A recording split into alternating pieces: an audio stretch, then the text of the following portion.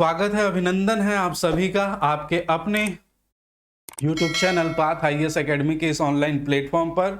दोस्तों, आप सबकी जो इच्छा थी कि सी सेट क्लियर किया जाए, सी सेट करवाया जाए, तो सी सेट में हम हिंदी और छत्तीसगढ़ी भाषा एक साथ लेकर चल रहे हैं। पिछली जो परीक्षा हुई थी सीजीपीएससी का, उसमें महत्वपूर्ण भूमिका निभाई थी इसने, ठीक है, लैंग्वेज वाले पार्ट ने, क्योंकि मैथ्स और रीजनिंग का जो पार्ट था थोड़ा सा टफ आया था। तो इसको बहुत ढंग से करके चलिएगा। और आज हम लोग हिंदी और छत्तीसगढ़ी भाषा, पिछली क्लास में वर्ण पर चर्चा किए थे, आज हम सेकेंड पार्ट में हम संज्ञा पर चर्चा करेंगे और दोनों देखेंगे, हिंदी और छत्तीसगढ़ी भाषा दोनों को एक साथ हम आपके समक्ष प्रस्तुत करेंगे। मेरे ख्याल से ये सेशन बहुत पसंद आया है, आपने पिछली जो वीडियो थी उसको बहुत प्यार दिया है, ठीक है। तो चलिए आज की क्लास स्टार्ट करते हैं। उससे पहले एक चीज मैं क्लियर कर दूं कि हमारी संस्था द्वारा बहुत सारा कार्यक्रम चलाया जा रहा है दोस्तों, जिसमें से आपको 50% ऑफ दिया गया है बहुत सारे कोर्सेज में। और ये जो है वो कब तक रहेगा, 26 जनवरी की रात्रि 12 बजे तक आपके पास रहेगी। ऐसे कई सारी चीजें उसमें हैं, जैसे आपको कोई पर्टिकुलर सब्जेक्ट में समझ नहीं आ रहा है या कहीं कोई विषय में आपको दिक्कत हो रही है, तो आप उस पर्टिकुलर सब्जेक्ट को ही जो 50% ऑफ में खरीद सकते हैं। तो ये चल रहा है कहाँ पर, हमारे क्लासेस पाथ आईएएस एकेडमी की एप्लीकेशन पर, तो आप जाकर परचेस कर सकते हैं। आपको बस इतना करना है कि यदि आप नए हैं तो आप चैनल को सब्सक्राइब कर लें और लाइक शेयर करते रहिए, ठीक है। नहीं समझ में आता है कमेंट्स करिए। चलिए आज का पहला प्रश्न हम लोग स्टार्ट करते हैं और मेरे साथ जुड़ के रहिएगा, तो ये सी सेट वाली दिक्कत आपकी समाप्त हो जाएगी। और जो भी आपका दिक्कत है, जो भी आपको डाउट्स होंगे, उसको कमेंट जरूर कर दीजिएगा। संज्ञा एक विकारी पद है, निम्न में से कौन सा संज्ञा का विकारक पद नहीं है, ठीक है। अब इसमें बहुत सारे शब्द आए हैं, उनको आपको थोड़ा सा पहले जानना पड़ेगा। क्या, जैसे एक शब्द आया है विकारी। विकारी का अर्थ क्या होता है? परिवर्तन। विकारी का अर्थ क्या होता है? परिवर्तन, या क्या होता है? बदलाव। परिवर्तन या बदलाव। पद क्या होता है? तो पद वे शब्द होते हैं जिनका वाक्यों में प्रयोग कर दिया जाता है। वे शब्द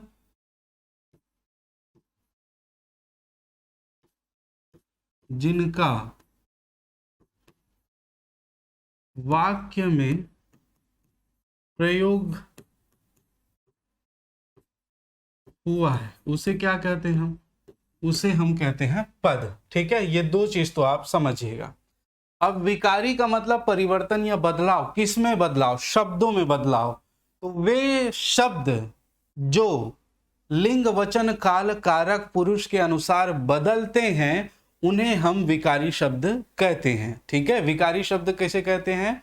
तो वे शब्द जो लिंग वचन काल और कारक के अनुसार बदलते हैं, उन्हें हम विकारी शब्द कहते हैं। और हिंदी में यदि बात करें विकारी शब्दों की, हिंदी में विकारी शब्द, तो हिंदी में विकारी शब्द आप जानते हैं कितने हैं? 4। कौन कौन से? तो पहला है संज्ञा, दूसरा है सर्वनाम, तीसरा है आपका विशेषण,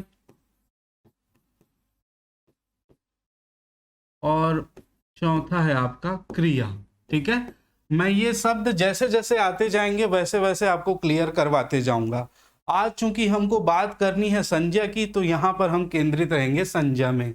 अब ये तो क्या है? विकारी शब्द हैं। तो विकारक पद क्या होते हैं? तो विकारक पद वे होते हैं जिनके अनुसार ये शब्द परिवर्तित होते हैं, ठीक है। विकारक शब्द वे जिनके अनुसार विकारी शब्द परिवर्तित होते हैं। अब ये विकारी शब्द किसके अनुसार परिवर्तित होते हैं? तो मैं विकारक पद लिख देता हूं। विकारक पद मैंने बताया वे शब्द जो लिंग वचन काल कारक पुरुष के अनुसार परिवर्तित होते हैं, तो इसे हम क्या कहेंगे? विकारक पद कहेंगे। तो आप याद रखिएगा विकारी शब्द और विकारक पद। अब संज्ञा यहां पर बताया जा रहा है कि संज्ञा जो है वो विकारी पद है, विकारी शब्द है। तो संज्ञा विकारी शब्द है, तो ये विकारक पद दिया हुआ है। अब एक यहां पर बहुत अच्छे से बात ढंग से ध्यान में रखेंगे कि ये सभी के सभी विकारी शब्द जो हैं वो ये सभी के सभी विकारक पदों के अनुसार परिवर्तित नहीं होते हैं। कोई इनमें से 2 के अनुसार परिवर्तित होगा, कोई इनमें से 3 के अनुसार परिवर्तित होगा। तो इस प्रकार से आप ध्यान रखेंगे। ऐसा नहीं है कि ये सभी शब्द इन सभी शब्दों के अनुसार जो है वो विकारी पदों के अनुसार परिवर्तित होते हैं। ठीक है, तो यहां पर ध्यान रखिए। तो संज्ञा का पूछा जा रहा है कि संज्ञा ये निम्नलिखित में से किसके जो विकारक पद हैं उसमें कौन इसका विकारक नहीं है। अब देखिए, एक शब्द मैं यहां पर लिख रहा हूं, लड़का। लड़का, ठीक है, लड़का आपको पता है क्या है, संज्ञा है। संज्ञा किसे कहते हैं, तो ये भी आपको अब ध्यान में रखना पड़ेगा दोस्तों। संज्ञा किसे कहते हैं, संज्ञा आप पढ़ रहे हैं और संज्ञा ही नहीं पता तो फिर गड़बड़ हो जाएगा। ठीक है, तो संज्ञा किसे कहते हैं। तो इस ब्रह्मांड में आप जितनी भी चीजें जानते हैं, जितनी भी चीजें देखते हैं, सुनते हैं, समझते हैं, महसूस करते हैं, उन सभी के नाम को, इस पूरे ब्रह्मांड में जितनी चीजें पाई जाती है दृश्य रूप में, अदृश्य रूप में, उन सभी के नाम को क्या कहा जाता है, संज्ञा कहा जाता है। अब लड़का एक संज्ञा है। ठीक है, अब लड़के से चलिए मैं एक सेंटेंस बना लेता हूं, लड़का अच्छा गाता है। लड़का अच्छा गाता है। ठीक है, लड़का जो है वो अच्छा गाता है। लड़का क्या है यहां पर आप समझिएगा, जातिवाचक संज्ञा है। अब क्या ये इनके अनुसार किसमें बदलता है उसके देखिएगा। पहला देखिए, कारक के अनुसार बदलता है, तो बिल्कुल बदलता है कारक के अनुसार। लड़का, लड़का, लड़का का, लड़के के, लड़के, लड़के ने। ठीक है, लड़के ने बहुत गंदा काम किया। ठीक है, तो इस प्रकार से जैसे जैसे उसे कारक विभक्तियां बदलती जाती है, लड़का बदलते जाता है। ठीक, इस बात को याद रखेंगे, बिल्कुल बदलता है। लिंग के अनुसार बदलता है, तो यहां पर लिंग के अनुसार आप देखिए, लड़का अच्छा गाता है। अब ये लिंग इसका परिवर्तित कर देंगे तो क्या बन जाएगा, लड़की। क्या बन जाएगा, लड़की अच्छा गाती है। ठीक है, तो यहां पर हमने इसका जो है वो क्या परिवर्तन कर दिया, लिंग परिवर्तन कर दिया। लिंग परिवर्तन किया तो यहां पर उसको क्या हो गया, लड़की हो गया। ठीक, वचन के अनुसार देखिए क्या परिवर्तित होता है, तो लड़का था तो यहां पर हम लड़का को क्या कर देंगे, लड़के। लड़के अच्छा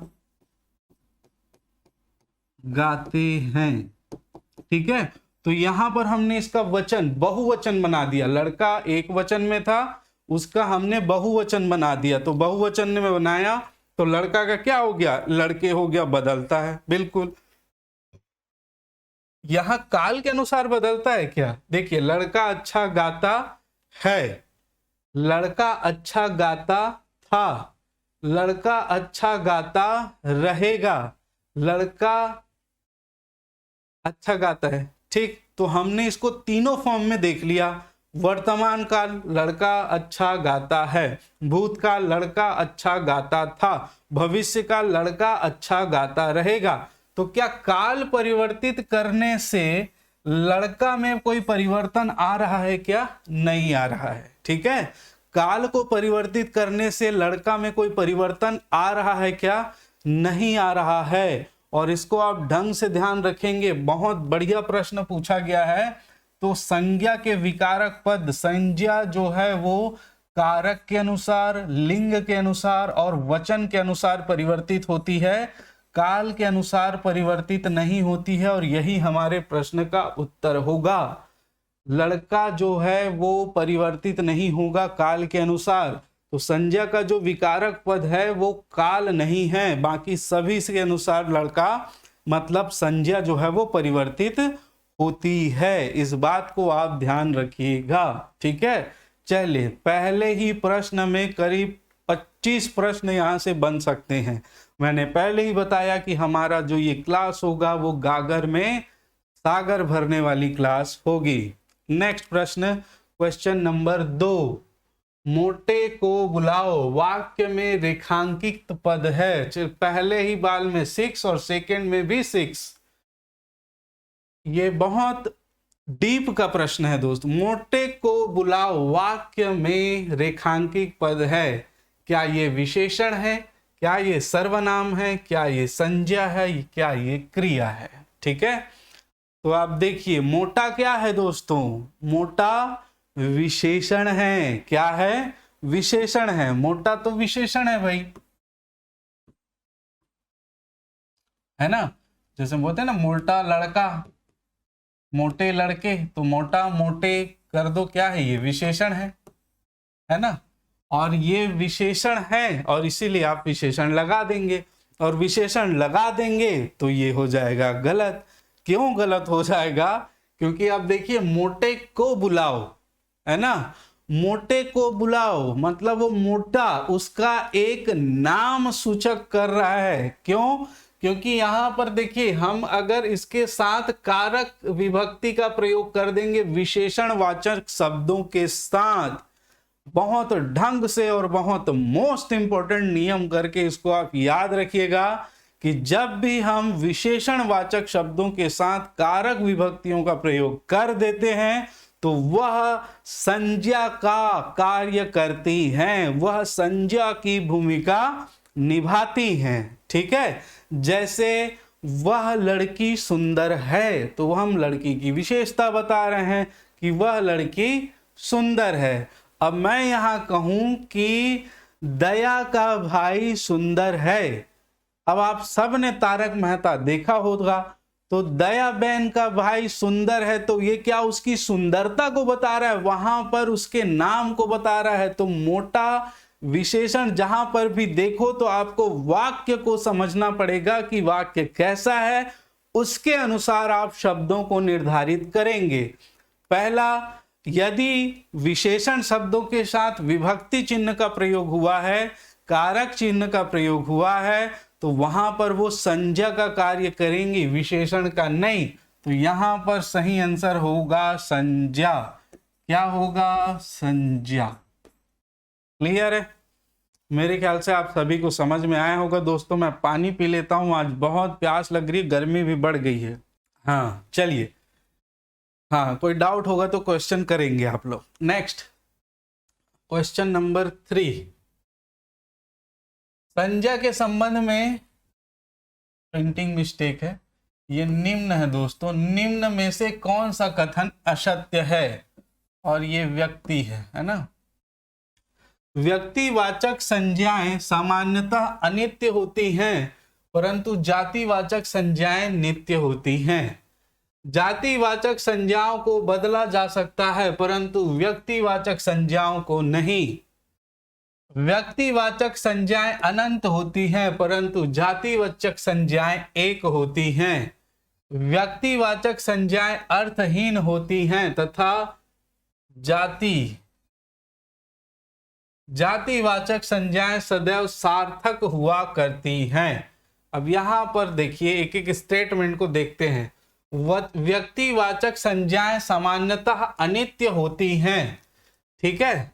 तो यहां पर मैं थोड़ा सा ये बना लूं कि ये है व्यक्तिवाचक संज्ञा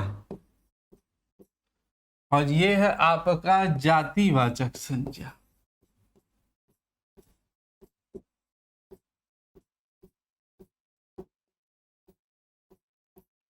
व्यक्तिवाचक संज्ञा, जातिवाचक संज्ञा। अब देखिए व्यक्तिवाचक संज्ञाएं अनित्य होती हैं। देखिए यहां पर मैं एक शब्द लिख दूं समीर, व्यक्तिवाचक संज्ञा है और इसी का ही हम देखें मानव का बोध कराता है मानव, ठीक है। ये दो चीजों से हम लेकर चलते हैं, ठीक।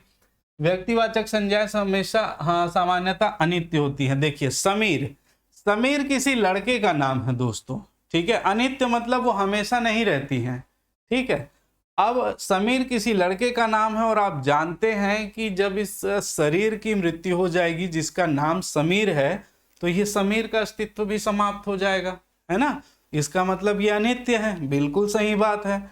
लेकिन क्या इस समीर के मरने से ये मानव जाति का अंत हो सकता है?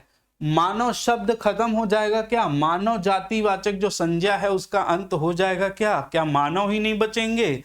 ऐसा नहीं होगा। इसका मतलब ये क्या है, ये नित्य होती हैं। तो पहला स्टेटमेंट तो बिल्कुल इसको सेटिस्फाई कर रहा है।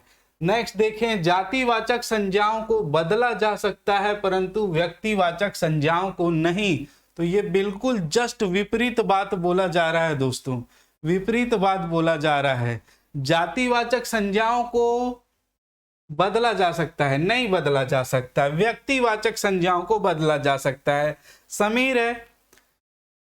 समीर है और एक और आपको जो उदाहरण दूंगा आप जबरदस्त रूप से समझ जाएंगे। एक इलाहाबाद और ये क्या थी, एक शहर थी, सिटी, इलाहाबाद।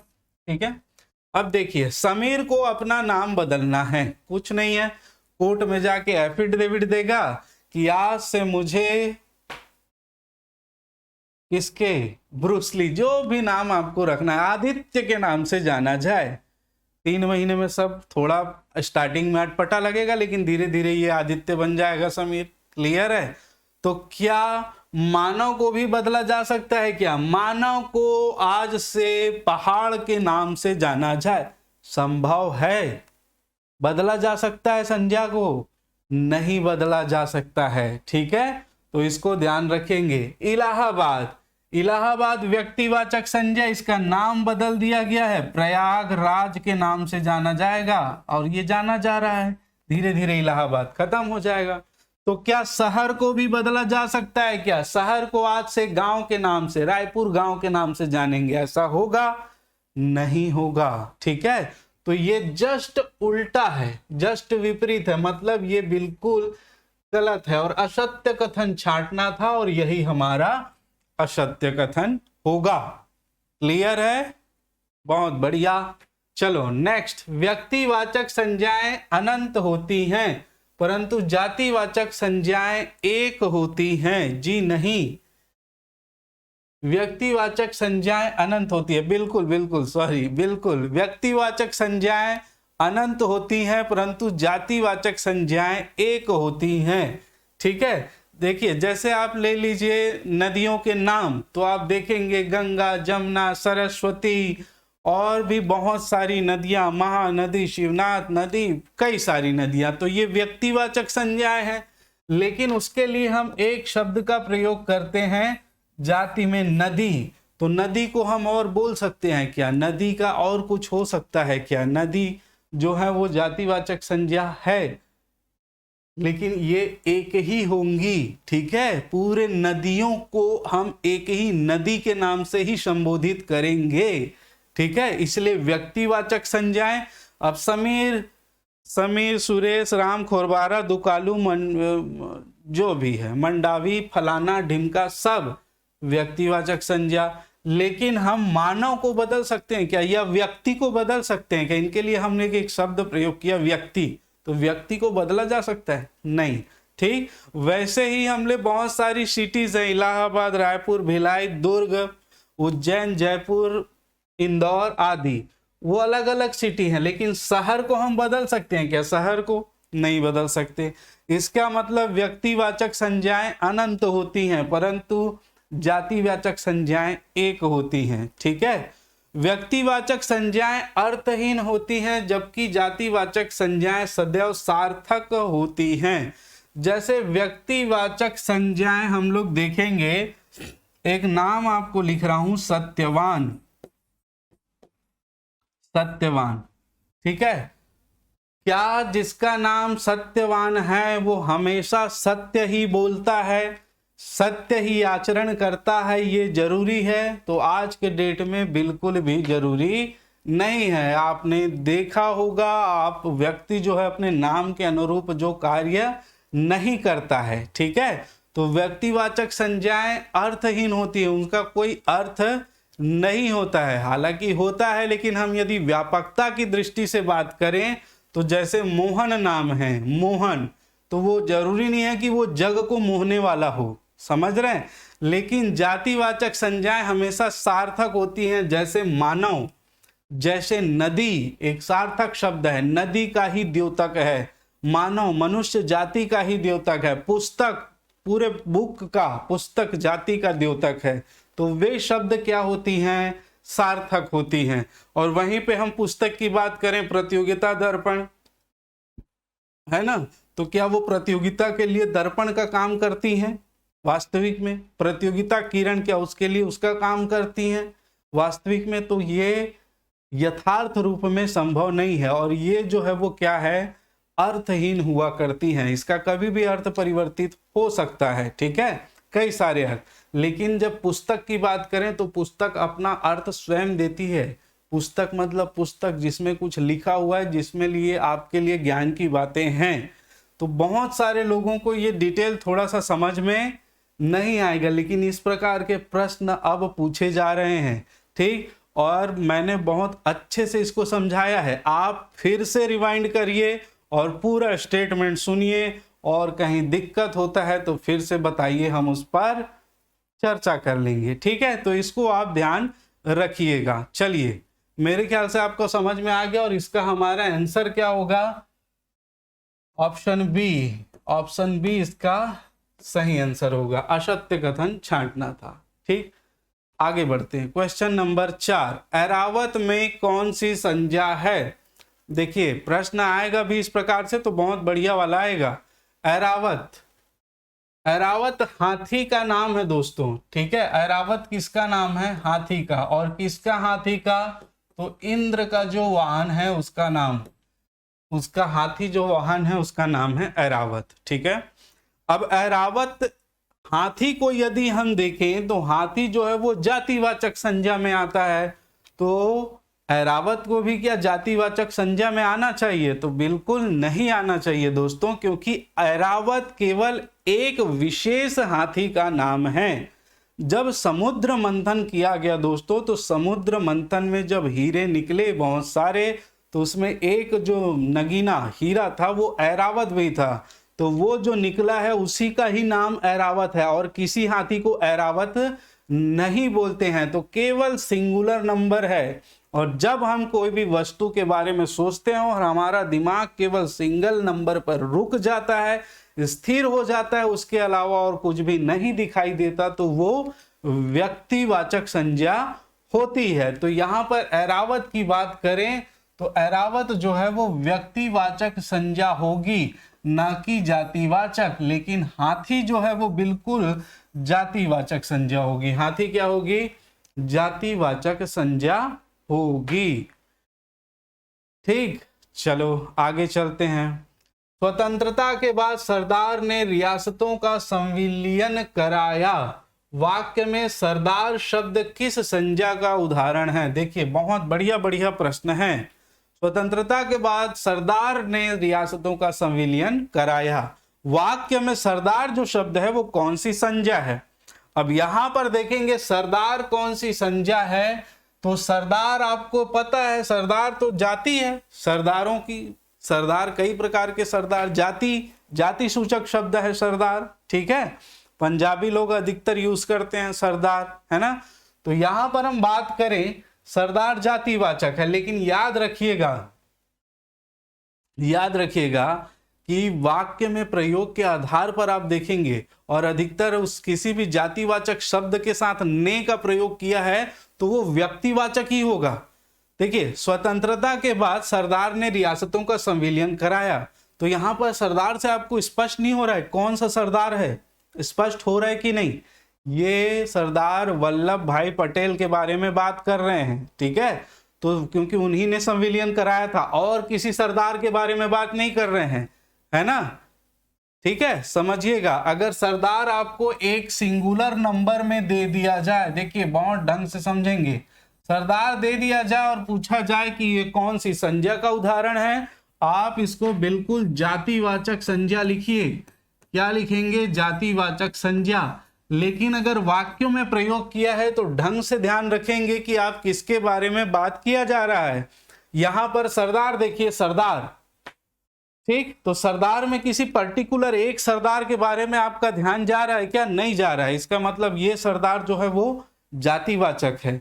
लेकिन यहां पर सरदार ने रियासतों का विलीनीकरण कराया, तो सरदार वल्लभ भाई पटेल के बारे में पूछा जा रहा है, और यहां पर इस आधार पर जो आंसर होगा वो व्यक्तिवाचक संज्ञा का होगा, ना कि जातिवाचक संज्ञा का। ठीक है, तो इस बात को आप ध्यान रखेंगे।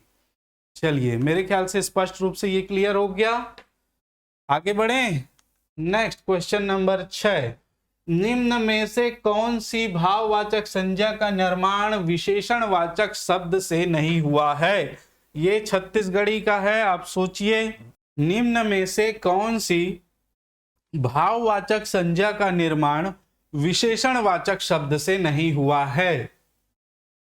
देखिए, पहला है नकटापन, दूसरा है सयानापन, तीसरा है अपनापन, चौथा है गोरापन। तो इसमें कौन सा विशेषण शब्द है? यहां पे देखें तो शब्द है नकटा, यहां पर सयाना, यहां पर है अपना, यहां पर है गोरा। ठीक है, अब इस प्रकार से आपने निकाल लिया कि मूल शब्द क्या क्या है, और आपने निकाल लिया होगा तो आपको ढंग से दिख रहा होगा और एक ही बार में नजर आ जाएगा कि आंसर क्या है।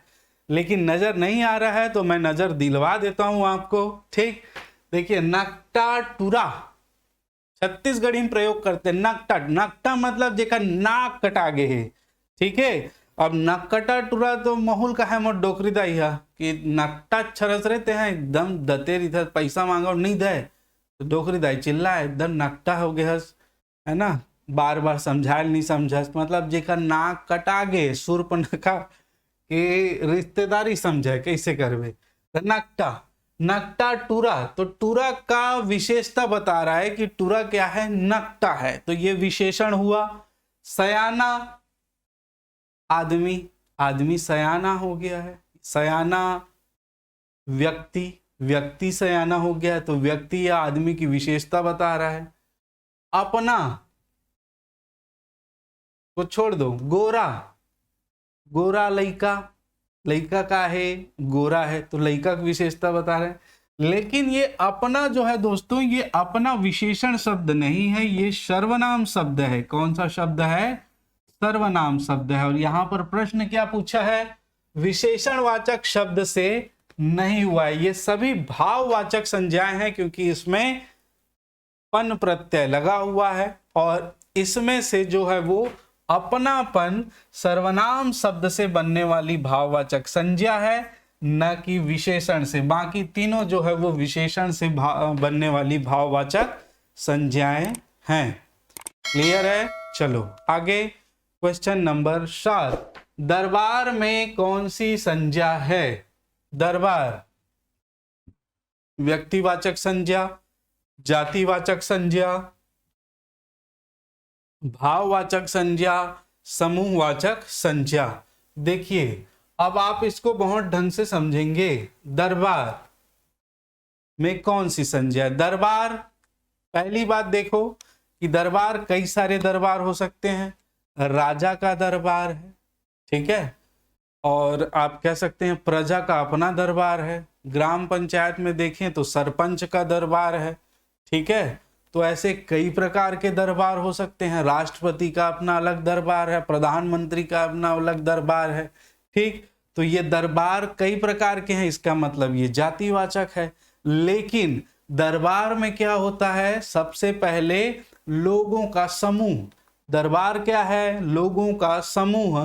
तो दरबार शब्द में अगर शब्द आया है और इसमें जातिवाचक और समूहवाचक दोनों हैं, तो सर्वप्रथम प्राथमिकता हमको देना है समूहवाचक संज्ञा में। ये किसका उदाहरण होगा? समूहवाचक संज्ञा का उदाहरण होगा। और यदि समूहवाचक नहीं होता, यदि ये नहीं होता, तो आप बिल्कुल जातिवाचक के साथ ही जाएंगे। अगर समूहवाचक नहीं है तो आप किसके साथ जाएंगे? जातिवाचक के साथ जाएंगे। क्लियर? चलिए बढ़िया। नेक्स्ट, हमें गरीबों की सहायता करनी चाहिए। वाक्य में प्रयुक्त गरीबों में कौन सी संज्ञा है? ठीक है, वाक्य में प्रयुक्त गरीबों में कौन सी संज्ञा है? ठीक, तो देखिएगा, गरीब में कौन सी संज्ञा है? व्यक्तिवाचक संज्ञा, जातिवाचक संज्ञा, भाववाचक संज्ञा या समूहवाचक संज्ञा? तो यहां पर देखेंगे गरीबों,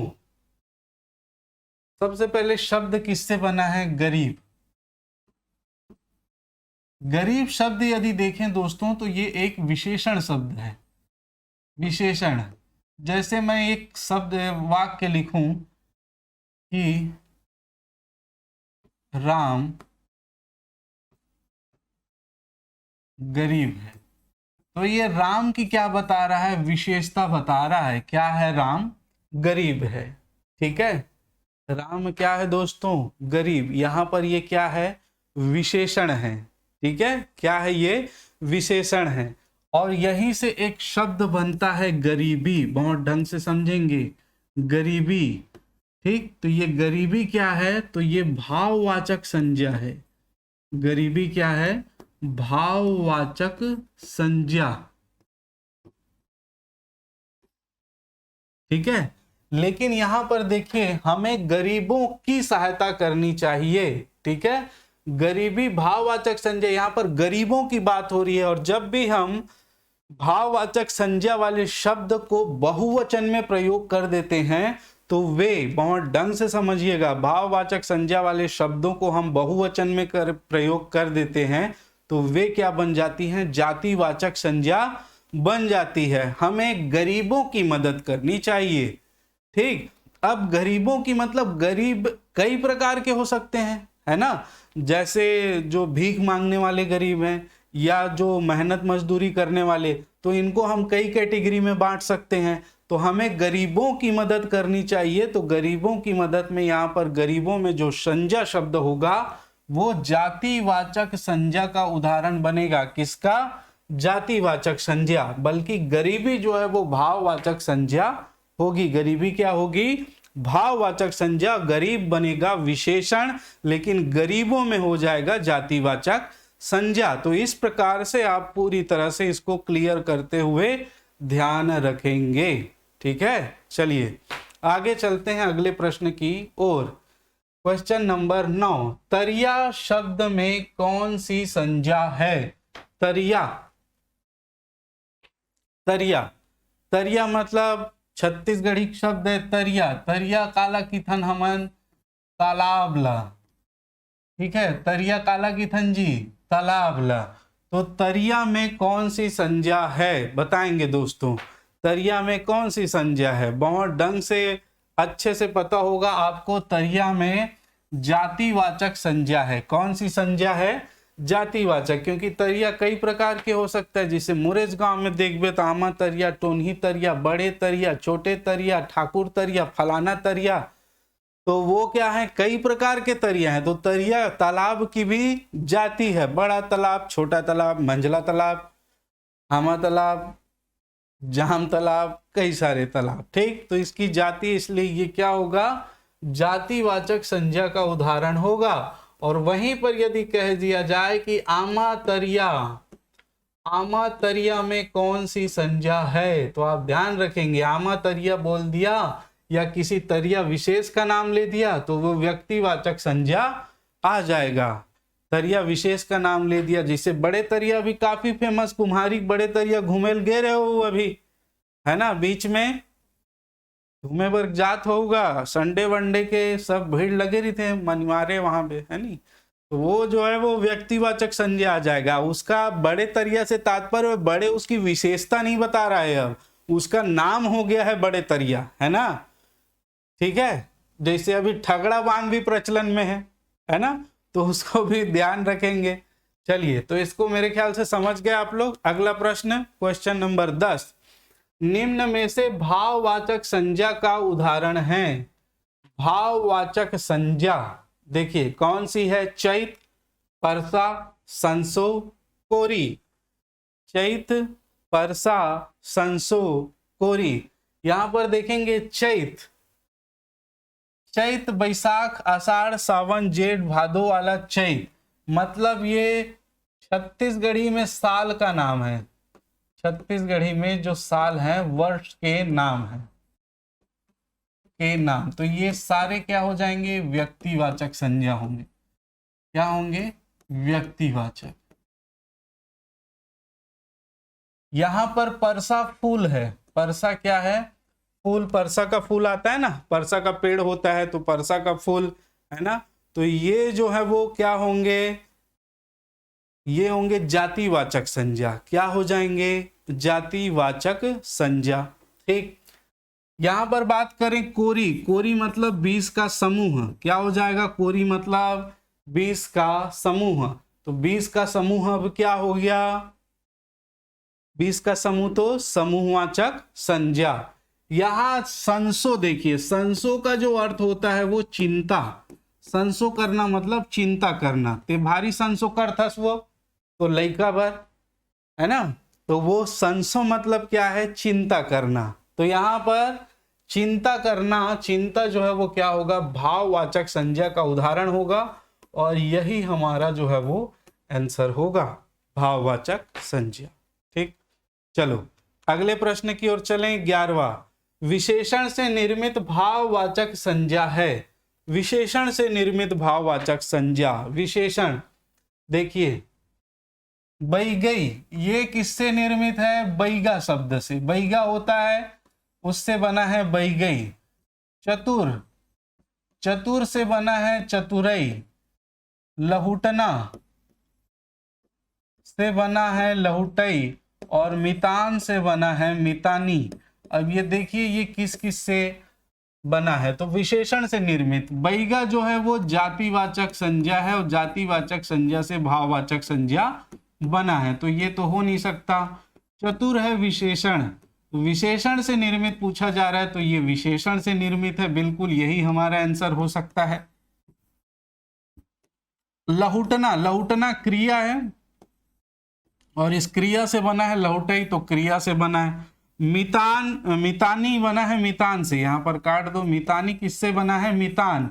और मितान भी जो है वो कौन सा है? जातिवाचक संज्ञा है। तो विशेषण से बनने वाले भाववाचक संज्ञा, तो विशेषण है चतुर, और चतुर से बना है चतुरई, और यही हमारा जो है वो आंसर होगा, विशेषण से बनने वाले भाववाचक संज्ञा का। ठीक, चलो देखिए आजकल प्रश्न कुछ इसी प्रकार से पूछे जा रहे हैं, तो आप याद रखेंगे। निम्न में से व्यक्तिवाचक संज्ञा का उदाहरण नहीं है। व्यक्तिवाचक संज्ञा का उदाहरण नहीं है, देखिएगा, व्यक्तिवाचक संज्ञा का उदाहरण नहीं है। मेरे ख्याल से प्रश्न में कोई त्रुटि है। खैर, प्रश्न जो भी हो, आप देखिए रायपुर बिल्कुल व्यक्तिवाचक संज्ञा है। क्या है रायपुर? व्यक्तिवाचक संज्ञा। भोजली की बात करें तो पर्व है, ये भी व्यक्तिवाचक संज्ञा है। भोजली पर्व रक्षाबंधन के समय मनाया जाने वाला पर्व है, ठीक है, मित्रता का पर्व है। भोजली गीत गाया जाता है भोजली माता को प्रसन्न करने के लिए। बोईर एक खाद्य पदार्थ है, तो ये तो किस में आ जाएगा? ये किस में आएगा? पदार्थवाचक संज्ञा में आएगा। किसमें? पदार्थवाचक संज्ञा, ठीक है। और कपाट, कपाट जो है वो जातिवाचक संज्ञा का उदाहरण है दोस्तों। कपाट किसका उदाहरण है? जातिवाचक। कपाट कहते हैं दरवाजे को, और दरवाजे कई प्रकार के होते हैं, लोहे के होते हैं, लकड़ी के होते हैं, और लकड़ी में भी 1108। आप घर के लिए दरवाजे लेने जाते होंगे, तो आजकल तो प्लाई वगैरह एक से एक, सनमाइका एक से एक मिल रहा है, तो वो भी कई प्रकार के होते हैं, ठीक है। तो ये जातिवाचक संज्ञा का उदाहरण है। पूछा है व्यक्तिवाचक संज्ञा का उदाहरण नहीं है, तो इसमें ये दोनों व्यक्तिवाचक संज्ञा का उदाहरण नहीं है। आप थोड़ा सा ध्यान रखेंगे, हो सकता है प्रिंटिंग में कुछ त्रुटि हुई होगी, ठीक है। तो हमारा आंसर सी और डी दोनों होगा। क्लियर? चलिए आगे चलते हैं। क्वेश्चन नंबर 13, पहाट शब्द में कौन सी संज्ञा है? पहाट। अब पहाट को आप लोग जानते होंगे, तब आप चीजों को बना पाएंगे। पहाट एक शब्द आपने सुने होंगे, जो गांव में रहते हैं वो जानते होंगे, पहाटिया। पहाटिया आगे है दूध दुहे बर, कि घर में चिल्लावे पहली मोरो घर में अब्बड़ अकन गाय रही से 4-5 टन जन डोकरी दाई रही था। और डोकरी दाई मतलब पुराने जमाने के लोग ही जो है वो गाय गरवल पाल के रखे जी, है ना। तो मोर डोकरी दाई है जैसे पहाटिया है। पहाटिया मतलब गाय चराने वाला, है ना, उसको हम लोग पहाटिया बोलते थे। तो पहाटिया जब आता था तो उसको क्या बोलते थे कि जब जा रे पहाटिया आहे बाल्टिल देख आवे गाय दुही, गायल दुही गा दूध दुही, है ना। तो ओकरे से पहाटिया आगे का है। तो पहाटिया का नाम पहाटिया कैसे पड़ा, इसमें यह प्रत्यय जुड़ा हुआ है दोस्तों। पहाट करके एक जगह होता है, पहाट वो जगह जहां पर गाय बछड़ों को इकट्ठा किया जाता है। गाय पहले क्या होता था, पहले व्यवस्थित नहीं थी, आज तो पूरी खत्म हो चुकी है, कहीं भी गाय ढील दिए जा रहे हैं दोस्तों। पहले क्या होता था, गांव में एक जगह होता था जहां पर गायों को बछड़ों को इकट्ठा किया जाता था। इस जगह को कहा जाता था दईहान। क्या कहा जाता था, दईहान। छत्तीसगढ़ी में एक ठन पिक्चर भी आए जिम चरवाहा रही थे, और इसी को कहा जाता था पहाट। दईहान और क्या कहते थे, पहाट। तो पहाट से, पहाट की देख रेख करता है जो, पहाट से संबंधित है जो, वो कौन है, पहाटिया है। ठीक है, वो कौन है, पहाटिया। तो पहाट शब्द में कौन सी संज्ञा है, अब मेरे ख्याल से आप बता पाएंगे। पहाट शब्द में कौन सी संज्ञा है, तो ये समूहवाचक संज्ञा है। सबसे पहले तो समूहवाचक होगा तो समूहवाचक में लगाएंगे। ठीक है, आप ये मत समझिएगा कि इस जगह को पहाट कहते हैं, आप ढंग से समझिएगा। जगह को पहाट कहते हैं, अगर समझ गए और जातिवाचक में लगा दिए तो आपका हो गया बंठाधार। क्यों, क्योंकि इस जगह को नहीं कहा जाता दोस्तों। देखिए, अगर ये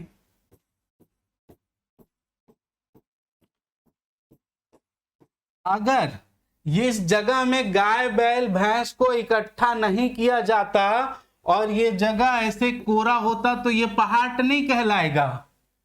ठीक है, पहाट कहलाने के लिए जरूरी है जगह में गाय बैल भैंस। तो जिस जगह में इकट्ठित होंगे गाय बैल भैंस का समूह है, उसे हम पहाट कहेंगे। ठीक है, उसे हम क्या कहेंगे, पहाट कहेंगे। तो यहां पर पहाट क्या हो जाएगा, समूहवाचक संज्ञा होगा, ध्यान रखेंगे। हाँ, यदि समूहवाचक संज्ञा उसमें नहीं है तो आप जातिवाचक संज्ञा में जा सकते हैं। क्यों जा सकते हैं, क्योंकि एक गांव में एक पहाट होता है, हर गांव के लिए अलग अलग पहाटिया होते थे। ठीक है, तो पहाटों की भी अपनी क्या है, जाति है, इसलिए हम जातिवाचक में बाद में जाएंगे, पहले किस में जाएंगे, समूहवाचक में। तो हमारा आंसर क्या हो जाएगा, ऑप्शन डी हो जाएगा। ठीक, क्लियर है। यदि कोई दिक्कत है तो आप बिल्कुल कमेंट बॉक्स में कमेंट करेंगे। नेक्स्ट क्वेश्चन नंबर 14, निम्न में से किस वर्ग के सभी शब्द जातिवाचक संज्ञा हैं, जातिवाचक संज्ञा हैं। ठीक है, देखिए, उत्ती, उत्ती कहते हैं दोस्तों पूर्व, जिधर से भगवान सूर्य जी दर्शन देते हैं, उत्ती सूर्य पूर्व। भंडार कहते हैं उत्तर को, भंडार कहते हैं उत्तर को। ठीक है, डोली, डोली कहते हैं खेत, खेत की डोली होती है एक डोली, है ना, खेत वाला। तो इसमें देखें सभी शब्द जातिवाचक है। यहां पर देखिए पूर्व और उत्तर, ये दोनों व्यक्तिवाचक संज्ञा का उदाहरण है, बल्कि खेत जातिवाचक संज्ञा का, या मतलब छत्तीसगढ़ी में कहें डोली जातिवाचक संज्ञा का उदाहरण है, पूछा भी गया है। ठीक है, अब बात करें दूसरे में, ये दोनों तो व्यक्तिवाचक होंगे, उत्ती और भंडार। रुख, रुख जो है ये बिल्कुल जातिवाचक है। गरुआ, गरुआ भी जो है वो भी जातिवाचक है। बढ़ई, बढ़ई भी जातिवाचक है। अच्छा, यही हमारा आंसर है। देखिए, रुख मतलब वृक्ष, तो वृक्ष की कई प्रजातियां होती हैं, कोई दिक्कत नहीं। गरवा, गाय, गरवा, गाय को, गाय की प्रजाति गरवा। ठीक है, तो उसकी भी अपनी प्रजाति है, वो जातिवाचक संज्ञा। बढ़ई, बढ़ई की भी अपनी, बढ़ई तो खुद एक जाति है, जो लकड़ी का कार्य करते हैं उसको बढ़ई कहते हैं। तो यही, ये तीनों जातिवाचक संज्ञा के उदाहरण है और यही हमारा आंसर है। यहां पर देखिए बाहरी, बाहरी वस्तु है। ठीक है, और ये जातिवाचक संज्ञा का उदाहरण है। कांदी, कांदी भी जातिवाचक संज्ञा, वैसे तो ये आएगा पदार्थवाचक संज्ञा में, लेकिन यहां पर ले लें तो ये भी जातिवाचक संज्ञा है। लेकिन रामायण, रामायण जो है वो जातिवाचक संज्ञा नहीं है, ये व्यक्तिवाचक संज्ञा है। रामायण व्यक्तिवाचक है, इसलिए इसमें ये नहीं आएगा और हमारा जो आंसर है वो बी होगा। सभी हो नहीं सकता, इसलिए इसका आंसर जो हो जाएगा वो क्या होगा, बी। रुख, वृक्ष, गरवा, गाय, गाय जो समूह होता है, गरवा, बढ़ई, ये हैं हमारे जातिवाचक संज्ञा के उदाहरण। ठीक, चलो अगले प्रश्न की ओर। क्वेश्चन नंबर 15, निम्न में से क्रिया से निर्मित भाववाचक संज्ञा नहीं है। ये संज्ञाएं दी हुई है, छत्तीसगढ़ी शब्द है, इसमें से क्रिया से निर्मित भाववाचक संज्ञा, तो इसको निकाल लो जी। हरापन, हरियाणा, हरियाणा क्रिया से बना है हरापन। गोठियाना क्रिया से बना है गोठियाई, गोठियाना क्रिया से क्या बना है, गोठियाई। लहुटना क्रिया से बना है लहुटाई, और लइका से बना है लइकई। देखिए अब यहाँ पर हरियाणा तो बिल्कुल क्रिया है, गोठियाना भी बिल्कुल क्रिया है, लहुटना जो है वो भी क्रिया है, लेकिन लइका क्रिया नहीं है। लइका जो है वो जातिवाचक संज्ञा है, और जातिवाचक संज्ञा से बना है लइकई या लड़कपन जिसको हम बोलते हैं। तो क्रिया से निर्मित भाववाचक संज्ञा नहीं है, तो यही नहीं है और यही हमारा आंसर है। बाकी तीन, हरियाणा से हरापन, गोठियाना से गोठियाई, लौटाना से लौटई, जो क्रिया से बने हुए भाववाचक शब्द हैं। ठीक है, चलो अगले प्रश्न की ओर चलें। राम का मामा तो कंस है, रेखांकित पद में कौन सी संज्ञा है? मैंने अभी थोड़ी देर पहली बताई। देखिए मैंने डायरेक्ट वाले क्वेश्चन नहीं लिए हैं, क्योंकि वैसे क्वेश्चन आजकल नहीं पूछे जा रहे हैं। ठीक है, तो यहाँ पर आप याद रखेंगे कि कौन कौन सी चीजें क्या क्या होती हैं। यदि आपने सेशन को बहुत ढंग से समझ रखा है तो आपसे बहुत अच्छे से प्रश्न जो है वो बनेंगे। राम का मामा तो कंस है, रेखांकित पद में कौन सी संज्ञा है? ठीक, तो कंस को आप जानते हैं, और आप जानते हैं तो सीधा सीधा आप लगा देंगे क्या कि व्यक्तिवाचक संज्ञा है, और आपका प्रश्न जो हो जाएगा वो हो जाएगा गलत। क्यों? क्योंकि राम का मामा तो कंस है। तो राम का मामा था क्या? कंस, कृष्ण जी के मामा थे। ठीक है, तो यहां पर कंस है तो कंस के गुणों का उदाहरण लिया जा रहा है, कंस के गुणों की तुलना की जा रही है। जैसे मैं कहूं कि उसकी बेटी बिल्कुल लक्ष्मी स्वरूपा है, तो क्या उसकी बेटी लक्ष्मी है क्या? ठीक है, तो ऐसा नहीं है। या उसकी बेटी बिल्कुल लक्ष्मी है, उस घर की लक्ष्मी है, तो उस घर की क्या लक्ष्मी है? नहीं है। लक्ष्मी जी की तुलना की जा रही है कि उसके आने से घर में लक्ष्मी आई है, धन आया है, इसलिए उसकी तुलना की जा रही है। आप एक स्टेटमेंट नोट करके लिख लिए कि जब भी हम किसी ईश्वरीय शक्ति की तुलना करते हैं, जब भी हम किसी ऐतिहासिक व्यक्तियों की तुलना, प्राचीन काल में प्रसिद्ध व्यक्तियों, कवियों की तुलना करते हैं किसी भी चीज से, किसी भी व्यक्ति वस्तु से, तो वो तुलना जब किया जाता है तब वो शब्द जो है वो क्या बन जाता है? जातिवाचक संज्ञा बन जाती है। क्या बन जाती है? जातिवाचक संज्ञा बन जाती है। तो यहां पर कंस व्यक्तिवाचक संज्ञा नहीं है, जातिवाचक संज्ञा है। बहुत ही स्पष्ट आपका ये आंसर हो जाएगा, बहुत ज्यादा क्लियर हो जाएगा। ठीक है, चलो आगे चलते हैं। नेक्स्ट क्वेश्चन 17, मिठास शब्द है, मिठास शब्द है, विशेषण है, द्रव्यवाचक संज्ञा है, भाववाचक संज्ञा है, या जातिवाचक संज्ञा है? तो विशेषण एकदम क्लियर है, भाववाचक संज्ञा है। मिठास क्या है? भाववाचक संज्ञा है। मीठा मूल शब्द है क्या? मीठा। मीठा क्या है? तो विशेषण है, मीठा आम, मीठा आम क्या बन गया? विशेषण। मिठास क्या है? भाववाचक संज्ञा है। और मिठाई क्या है? तो ये पदार्थवाचक संज्ञा या द्रव्यवाचक संज्ञा का उदाहरण बनेगी। ठीक है, पदार्थवाचक या द्रव्यवाचक संज्ञा हम इसको कहते हैं। ठीक है, तो इसको ध्यान रखिएगा। चलिए अगले प्रश्न की ओर चलें। क्वेश्चन नंबर 18, सुजन से कौन सी भाववाचक संज्ञा बनती है? सुजन से, ठीक है, तो सौजन्यता बनेगी, साजनता बनेगी, सौजन्य बनेगा, या सज्जनता बनेगी। देखिए सु मतलब अच्छा, और जन मतलब लोग, तो अच्छे लोगों को सुजन, और सुजन में हम यह प्रत्यय जोड़ देते हैं तो ऊ का अ बन जाता है और ये शब्द बन जाता है सौ, और जन और न में जो है वो स्वर अलग हो जाता है और अलग होने के बाद यह इसमें जुड़ जाता है और शब्द बढ़ता है सौजन्य, और सौजन्य जो है वो भाववाचक संज्ञा का उदाहरण है। ऑप्शन सी हमारा करेक्ट आंसर होगा, ऑप्शन सी इसका करेक्ट आंसर होगा। ठीक है, तो सुजन से बनता है क्या, सौजन्य। चलिए अगले प्रश्न की ओर चलते हैं। किस विकल्प में विशेषण से बनी भाववाचक संज्ञा नहीं है? देखिए दोस्तों, ये हम लोग बार बार यूज कर रहे हैं, जातिवाचक संज्ञा, भाववाचक संज्ञा, व्यक्तिवाचक संज्ञा। ये है क्या? जातिवाचक संज्ञा, व्यक्तिवाचक संज्ञा। व्यक्तिवाचक वे संज्ञाएं जिससे जो शब्द सुनते ही आपका दिमाग केवल एक चीज में स्थिर हो जाए, वो जातिवाचक संज्ञा है।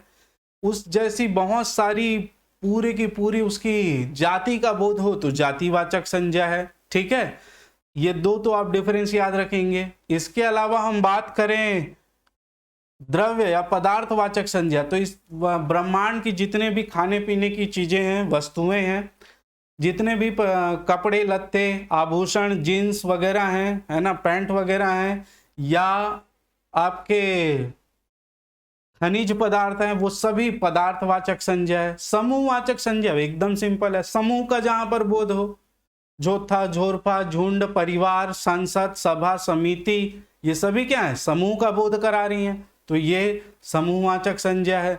और भाववाचक संज्ञा याद रखेगा, जो हम न छू सकते हैं न देख सकते हैं, जो अदृश्य है, जिसको केवल महसूस किया जा सकता है, वो भाववाचक संज्ञाएं होंगी। तो इसको एक लाइन से थोड़ा सा याद रखेंगे तो प्रश्न बहुत आराम से बनेगा। किस विकल्प में विशेषण से बनी भाववाचक संज्ञा नहीं है? विशेषण से बनी, प्रश्न इसी प्रकार से आएंगे। यहां पर है दुष्ट, नहीं है, पूछा है दुष्ट में लगा है, यहां पर है अधिक, यहां पर है उदार, और यहां पर है पीसना, क्रिया है।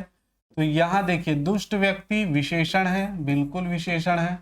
अधिक चावल, ये भी विशेषण है। उदार व्यक्ति, ये भी विशेषण है। लेकिन पीसना क्या है, क्रिया है। पूछा क्या है कि विशेषण से बनी भाववाचक संज्ञा नहीं है, तो पिसाई जो है वो विशेषण से बनी भाववाचक संज्ञा नहीं है। इस बात को ढंग से ध्यान रखिएगा। ठीक है, मेरे ख्याल से क्लियर है। चलो आगे चलते हैं क्वेश्चन नंबर 20 की ओर। किस विकल्प में अव्यय से निर्मित भाववाचक संज्ञा का उदाहरण है? अव्यय से निर्मित भाववाचक संज्ञा कौन सी है? तो अव्यय से निर्मित देखिए, यहां पर लाल शब्द है, लाल शब्द से बनी है लालिमा। यहां पर वाह वाह शब्द था, वाह वाह शब्द से बना है वाहवाही। यहां पर उलझना, उलझना से बना है उलझाव। यहां पर है गर्जन, और गर्जन से बना है गर्जना। ठीक है, तो लाल जो है, लाल जो है वो विशेषण शब्द है। लाल क्या है, विशेषण शब्द है। ठीक है, वाह वाह है, ये अव्यय शब्द है। उलझना क्रिया है, गर्जन भी एक क्रिया है। ठीक है, तो यहां पर अव्यय से बना भाववाचक संज्ञा का उदाहरण पूछा है, तो अव्यय क्या है, वाह वाह है, और वाह वाह से वाहवाही बना है, और यही हमारा आंसर होगा। यही क्या हो जाएगा, आंसर हो जाएगा दोस्तों। ठीक, देखिए सेशन में एक प्रश्न में कई सारी चीजें आपको मिल रही है दोस्तों, आप लोग प्लीज अप्रिशिएट कीजिए और जितना ज्यादा हो सकते शेयर करें, तो आप लोगों को और भी हम आपके परीक्षा उपयोगी चीजें, कंटेंट जो है बहुत अच्छे फॉर्म में हम उपलब्ध करवाने का पूरा हमारी ओर से मेहनत कर रहे हैं, प्रयास कर रहे हैं। बस आपको ऐसा ही स्नेह बना रहे, आप जितना ज़्यादा हो सके शेयर कीजिए, लाइक कीजिए, कमेंट्स कीजिए, चाहे जैसे भी हैं, आपके कमेंट हमको प्रेरित करते हैं, तो ध्यान रखिएगा। चलिए नेक्स्ट प्रश्न की ओर चलते हैं। किस विकल्प के सभी शब्द जातिवाचक संज्ञा के उदाहरण हैं? जातिवाचक संज्ञा देखिए, उदार, उदारता, निर्धनता, स्वच्छता, ये सभी के सभी भाववाचक संज्ञा हैं। ठीक है, भाववाचक संज्ञा। अब सर आप कैसे पहचाने, तो यहाँ पर देखिए प्रत्यय लगा है उदारता, ता और त्व प्रत्यय जहां पर होगा वहां पर ये भाववाचक संज्ञा ही होगी। ठीक है, ध्यान रखेंगे। विक्रांत, कावेरी, ऐरावत, क्या पूछा है, जातिवाचक संज्ञा के उदाहरण है। तो यहाँ पे तो ऐरावत, कावेरी, विक्रांत सभी व्यक्तिवाचक संज्ञा के उदाहरण है, व्यक्तिवाचक संज्ञा। ठीक, नाक, पेट, उंगली ये सभी जातिवाचक संज्ञा के उदाहरण है, जातिवाचक संज्ञा। देखिए यहां पर जातिवाचक संज्ञा के उदाहरण पूछा है, नाक, पेट, उंगली शरीर के जितने भी अंग हैं और उसके नाम क्या कहलाएंगे, जातिवाचक संज्ञा के उदाहरण बनेंगे। ठीक है, जैसे ये हाथ है, जातिवाचक, क्या मेरा ही हाथ है, मेरा ही, आपका हाथ नहीं है, आपके बाजू वाले का, आपके घर वालों का, सबका, तो हर किसी का हाथ अलग अलग है, तो ये क्या हो जाएगी, जातिवाचक संज्ञा हो जाएगी। ठीक है, चलो अगले प्रश्न की ओर चलते हैं। संज्ञाओं की दृष्टि से असंगत विकल्प का चयन कीजिए। देखिए व्यक्तिवाचक संज्ञाओं का जातिवाचक संज्ञाओं में रूपांतरण किया जा सकता है,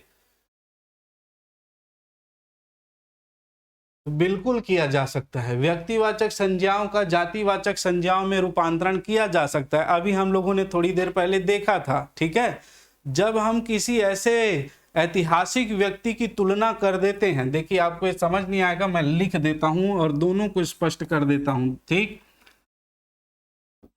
सचिन तेंदुलकर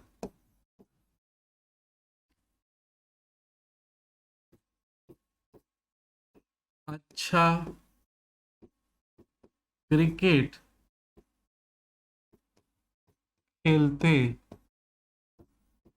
हैं, यहां पर यदि अंडरलाइन करके पूछे तो ये व्यक्तिवाचक है, व्यक्तिवाचक है। ठीक है,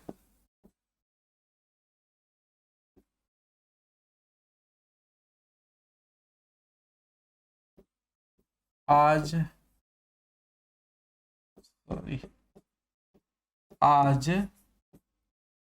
हर घर में एक सचिन खेलता है।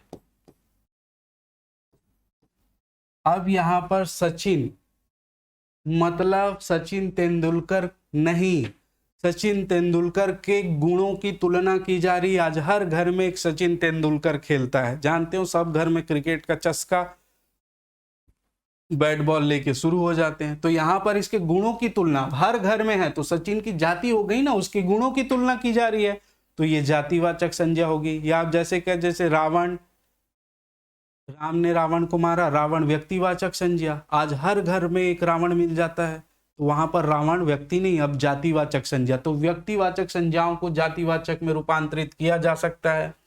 भाववाचक संज्ञाओं का जातिवाचक संज्ञाओं में रूपांतरण नहीं किया जा सकता है, किया जा सकता है, बिल्कुल गलत है, असंगत कथन है, यही हमारा आंसर है, किया जा सकता है। अब भी बताया मैंने, भाववाचक संज्ञाएं, भाववाचक संज्ञाओं को एक ही चीज याद रखिए, जब भी हम भाववाचक संज्ञाओं का क्या कर देते हैं, बहुवचन में प्रयोग कर देते हैं, तो वो व्यक्तिवाचक संज्ञा बन जाती है। ठीक है, जैसे मैंने अभी बताया था,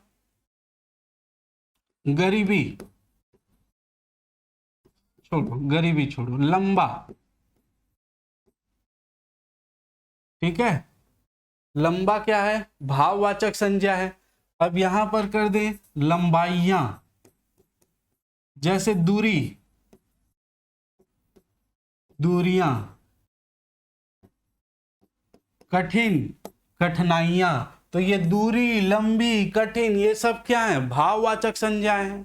ठीक है, ऊंचा, ऊंचाइयां, भाववाचक संज्ञा है, ऊंचाइयां जातिवाचक संज्ञा बन गई। तो जब भी हम इसका प्रयोग बहुवचन में कर देते हैं, भाववाचक संज्ञाओं का प्रयोग जब भी हम बहुवचन में कर देते हैं, तो वो जो है वो जातिवाचक संज्ञाएं बन जाती है। इस बात को आप ध्यान रखेंगे, क्या बन जाती है, जातिवाचक संज्ञाएं बन जाती है। ठीक है, तो ये बिल्कुल रूपांतरित होती है, ये गलत है। नेक्स्ट देखिए, जातिवाचक संज्ञाएं एक वचन व बहुवचन दोनों में प्रयुक्त होती हैं। बिल्कुल सही बात है। नदी जातिवाचक संज्ञा नदियां, पर्वत जातिवाचक संज्ञा पर्वतें। तो बिल्कुल जातिवाचक संज्ञा एक वचन और बहुवचन दोनों में प्रयोग होती है, लेकिन व्यक्तिवाचक संज्ञा केवल एक वचन में ही प्रयोग होती है। ठीक है, व्यक्तिवाचक संज्ञा केवल एक वचन में ही प्रयोग होती है, इसको ध्यान रखेंगे। द्रव्यवाचक संज्ञाओं का प्रयोग सदैव बहुवचन में ही किया जा सकता है। बिल्कुल, द्रव्यवाचक संज्ञाओं को हम बहुवचन में ही प्रयोग करते हैं। ठीक है, द्रव्यवाचक संज्ञाओं को एक वचन में प्रयोग नहीं करते हैं। जैसे पानी है, सोना है ना, खाना है, पीना है, सॉरी, खाने के लिए जो वस्तुएं हैं जैसे दान है, चावल है, गेहूं है, आटा है, ये सभी किसमें बहुवचन में ही प्रयोग होते हैं। तो ये बिल्कुल तीनों स्टेटमेंट सही है, बी गलत है और यही हमारा क्या है, आंसर है। ठीक है, चलिए आगे बढ़ते हैं नेक्स्ट क्वेश्चन की ओर। अधोलिखित में से किस विकल्प के सभी शब्द भाववाचक संज्ञा के उदाहरण हैं? सामीप्य, कौशल, चांचल्य। तो यहां पर देखिए ये क्या पूछा है, भाववाचक संज्ञा के उदाहरण है। ठीक है, तो यहां पे शब्द समीप, समीप में यह शब्द जुड़ा है और ये बना है सामीप्य, यह प्रत्यय जुड़ा है। कुशल में जुड़ा है, कुशल में अ जुड़ा है, बना है कौशल। चंचल में यह जुड़ा है, चंचल में यह जुड़ा है, बना है चांचल्य। ये तीनों के तीनों ही भाववाचक संज्ञा है जी। हाँ ठीक, यहां पर आतिशबाजी, आतिशबाजी तो भाववाचक संज्ञा है। परवाह, परवाह ये अव्यय शब्द है दोस्तों। परवाह क्या है, अव्यय शब्द है। निर्बल ये विशेषण शब्द है। निर्बल व्यक्ति बोलते हैं ना, ये व्यक्ति बहुत निर्बल है, तो ये विशेषण विशेषता बताता है। परवाह जो है वो अव्यय शब्द है। अपमान,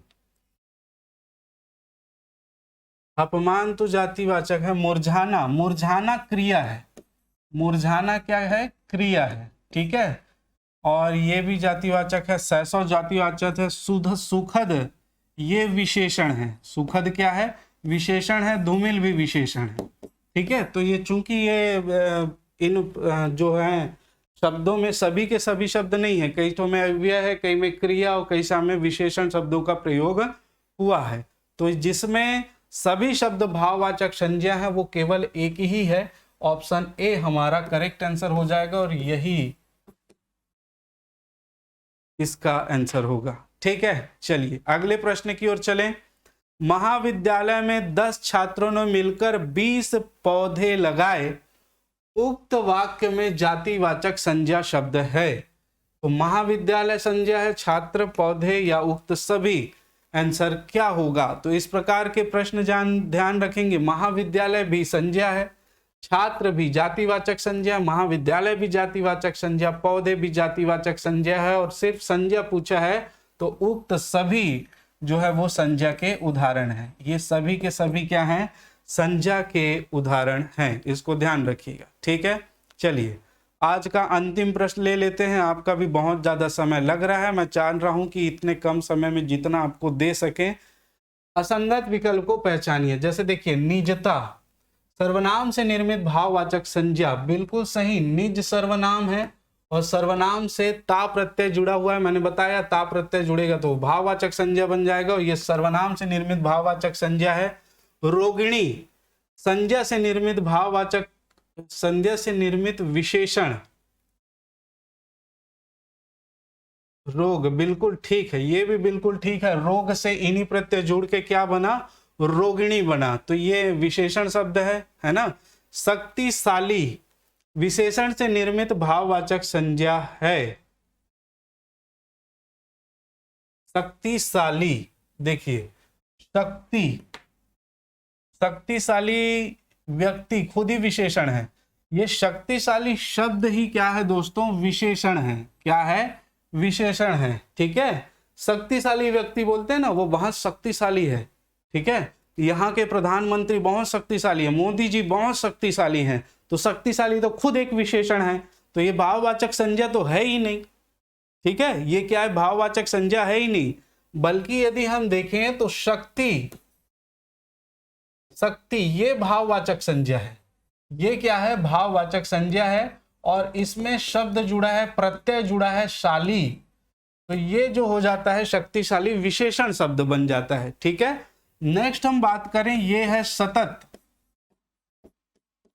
और सतत में यह प्रत्यय, सतत मतलब निरंतर, लगातार, यह प्रत्यय जुड़कर बन गया है ये सातत्य, क्या बन गया है, सातत्य, और ये अव्यय से निर्मित भाववाचक संज्ञा है, बिल्कुल अव्यय से निर्मित भाववाचक संज्ञा है, ठीक है। तो ये आपके पास जितने क्वेश्चन हम लोग कराने थे आज करा दिए दोस्तों। मेरे ख्याल से सेशन बहुत अच्छे से आपको समझ आया होगा, पसंद आया होगा। हाँ, इसमें आंसर ये हो जाएगा, और अगर आपको पसंद आया है तो आप बिल्कुल लाइक कर देंगे, जो भी आपको लगे कमेंट कर दीजिएगा। नए बच्चे हैं तो शेयर जरूर कर दें, ठीक है, आपका शेयर, आपका कमेंट ही हमको ऊर्जा देगा। नेक्स्ट, मैंने कई बार बात की है कि हमारी जो है वो इंटीग्रेटेड बैच चल रही है, CGPSC CG व्यापम की, सारा डिटेल इसमें दिया हुआ है, तो आप इसको पढ़ लीजिएगा, पूरे अच्छे से देख लीजिएगा, ठीक है। इसके अलावा हम बात करें UPSC के भी बैचेस जो हैं वो चल रहे हैं, ये अभी हाल ही में प्रारंभ हुए हैं 9 जनवरी 2024 को।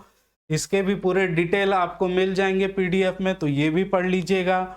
नेक्स्ट बात करें, ये हमारी फैसिलिटीज हम क्या क्या आपको प्रोवाइड करवाएंगे, तो कंप्लीट अपडेटेड स्टडी मटेरियल रहेगा, मंथली करेंट अफेयर्स PDF रहेगा, वीकली क्लास टेस्ट रहेगा, monthly current affair test series, ऐसे करके बहुत सारी चीजें आपको इसमें मिलेंगी। तो आप एक एक करके इत्मीनान से इसको पढ़ें और समझिएगा कि हमारे द्वारा आपको किस गुणवत्ता के साथ जो है वो चीजें उपलब्ध कराई जा रही है। इसके बाद UPSC का हमारे द्वारा मेंटरिंग बैच भी शुरू किया है, जिसके संबंध में आप जान सकते हैं कॉल करके संबंधित नंबर पे संस्था के, ठीक है। और 18 जनवरी को हमारी नई बैच भी शुरू हुई है, 18 जनवरी 2023 को नई बैच शुरू हुई है CGPSC की, तो इसमें आप चाहें तो एडमिशन ले सकते हैं, ठीक है। ये हमारा कॉन्टैक्ट डिटेल है, और इससे संबंधित जो भी आपको जानकारी लेनी होगी, चाहे CGPSC 3+2 आवर बैच की हो, या इससे संबंधित और क्या क्या संस्थाएं द्वारा कार्यक्रम चलाया जा रहा है, तो आप इस नंबर पर संपर्क कर लें, बात कर लें। ये ऑफिस का नंबर है, रायपुर सिविल लाइन में हमारा ऑफिस है, यहाँ पर कॉल करके आप बात कर सकते हैं, ठीक है। तो मेरे ख्याल से ये सेशन आपको बहुत अच्छा लगा होगा दोस्तों। नेक्स्ट वीडियो आपको बहुत जल्द मिल जाएगी, प्लेलिस्ट नीचे दिया हुआ है। आज के लिए इतना ही, आप सभी का बहुत बहुत धन्यवाद। जय हिंद, जय भारत, जय छत्तीसगढ़।